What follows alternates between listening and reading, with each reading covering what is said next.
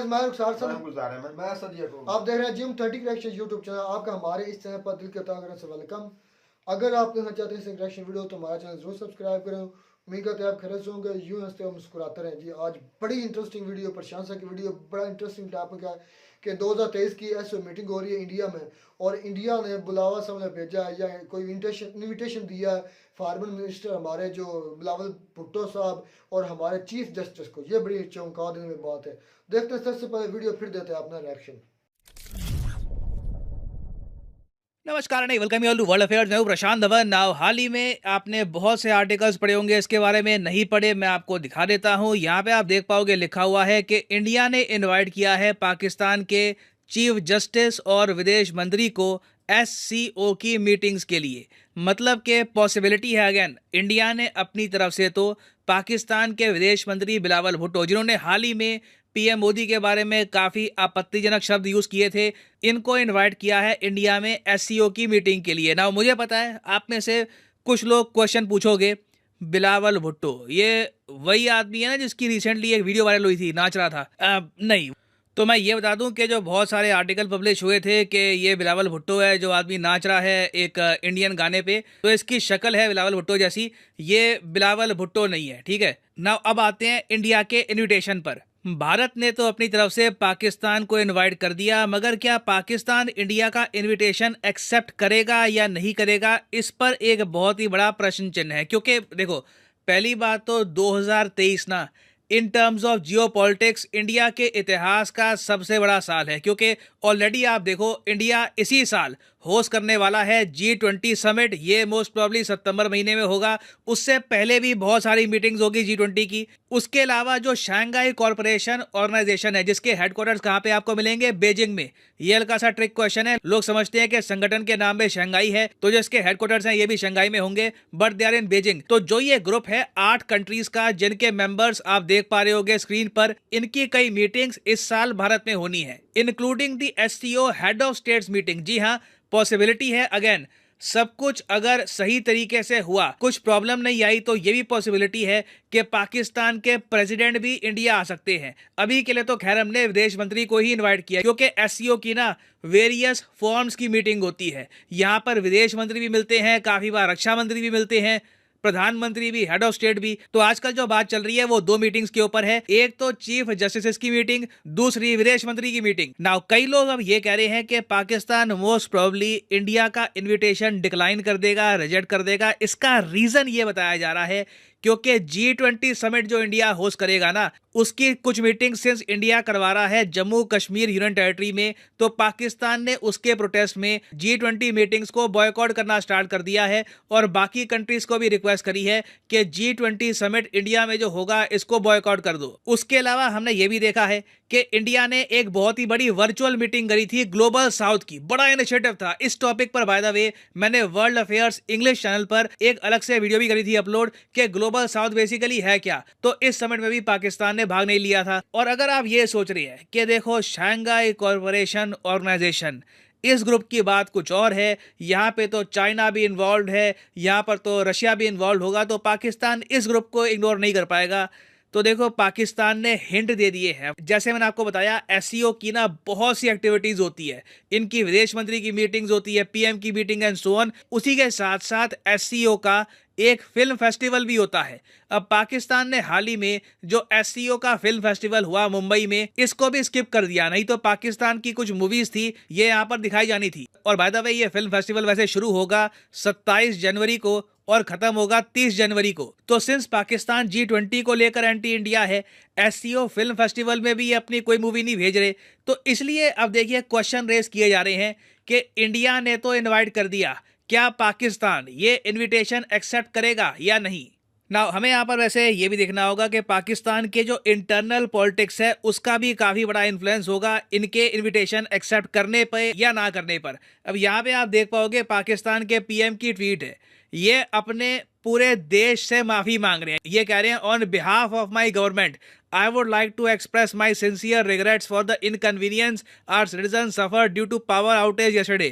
आपको पता होगा दुनिया भर में न्यूज बनी थी, पूरे पाकिस्तान में, ऑलमोस्ट पूरे पाकिस्तान में एक मैसिव पावर कट हुआ था। और इवन दो पाकिस्तान के पीएम अपनी जनता से माफी मांग रहे हैं, पाकिस्तान में जो वेरियस पॉलिटिशियंस है ना, इन्होंने बोलना स्टार्ट कर दिया है कि ये जो पाकिस्तान की इलेक्ट्रिसिटी का कट हुआ है, ये एक एक्सटर्नल फैक्टर की वजह से हुआ था, कुछ साइबर अटैक हुआ है या फिर कुछ कॉन्स्पिरेसी करी है किसी ने। तो ऐसे टाइम में भी ये लोग इंडिया के साथ रिलेशंस इंप्रूव शायद ना करना चाहें। और फाइनली एससीओ में इंडिया का मेन एजेंडा क्या है? सिंस इंडिया आज के समय एससीओ की जो प्रेसिडेंसी है ये संभाल रहा है, तो इंडिया के मेन 3 एजेंडे हैं। पहला तो काउंटर टेररिज्म, दूसरा ट्रेड इंक्लूसिव कनेक्टिविटी।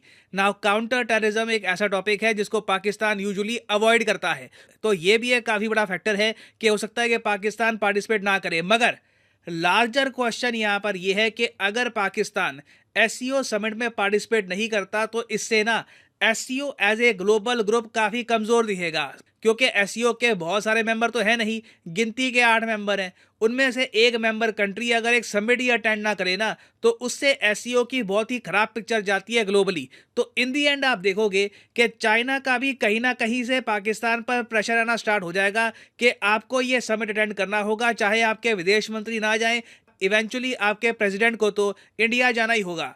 तो ये एक ऐसा टॉपिक है जो बहुत ज़्यादा न्यूज़ में रहने वाला है, इस पर बहुत डेवलपमेंट्स आएंगी। देखना होगा कि इवेंचुअली क्या एससीओ इंडिया पाकिस्तान की राइवलरी झेल पाएगा या फिर इंडिया पाकिस्तान की राइवलरी एससीओ को बांट देगी। और फाइनली यहाँ पे मैं आपसे क्वेश्चन ही पूछूंगा। क्वेश्चन ये है कि इंडियन आर्मी ने हाल ही में लॉन्च करी है एक जॉइंट ट्रेनिंग एक्सरसाइज साइक्लोन 1 के नाम से। आपको बताना है कि किस कंट्री के साथ हमने लॉन्च करी है ये एक्सरसाइज। बहुत न्यूज़ में है, साइक्लोन 1 इंडिया टाइप करोगे इसका आंसर झट से मिल जाएगा, बहुत आर्टिकल पब्लिश हुए हैं इस पर। तो ये है, ये वीडियो बड़ी मज़ेदार थी और जो इनविटेशन आया है इंडिया की तरफ से बहुत खैर कुन, खैर सगाली और मोहब्बत बड़ा हम तो इसको समझेंगे, क्योंकि ये काफ़ी अरसे बाद हमारी ऐसा कोई पैगाम आया जब से हम देख रहे हैं, जब से इमरान खान साहब ने वो ट्रेन बंद की, उससे बाद पहला ये ऑप्शन आया है कि इंडिया ने भी पहल की है, ये मानना पड़ेगा। हाँ जी। तो पाकिस्तान ने भी ख्वाहिश जाहिर की थी और इंडिया ने तो भाई अब वो जाहिर कर दिया है कि भाई आप आए, डायलॉग करें, G20 एससीओ मीटिंग अटेंड करें। इसी तरह आस्ता आस्ता दरवाजे खुलेंगे ना। अच्छा सर, पहले तो ये बताया कि ये एससीओ मीटिंग क्या है, इसका मकसद क्या है? ये शंघाई, ये चाइना की बनाई हुई एक समझ लें कि एक समिट है। इसमें मुख्तलिफ किस्म के मुद्दों पर सारे कंट्री मिलकर बात करते हैं कि हमने इस जो वो बता रहे हैं, प्रशांत सर भी बता रहे हैं कि काउंटर, अब उन्होंने रखा है मुद्दा काउंटर टेररिज्म और ये ट्रेड का। आपस में ये जो 8 मुल्क है ये मिलकर ट्रेड बढ़ाएंगे और एक दूसरे के साथ दहशतगर्दी को कंट्रोल करेंगे। मुख्तलिफ टॉपिक पर बात होती है रीजन के, इस रीजन के जिसमें रशिया भी शामिल है, चाइना भी, इंडिया भी, पाकिस्तान भी, दूसरे कंट्री भी शामिल है। ये मकसद होता है इस तरह की समिट का या इस तरह की जो ऑर्गेनाइजेशन बनाने का।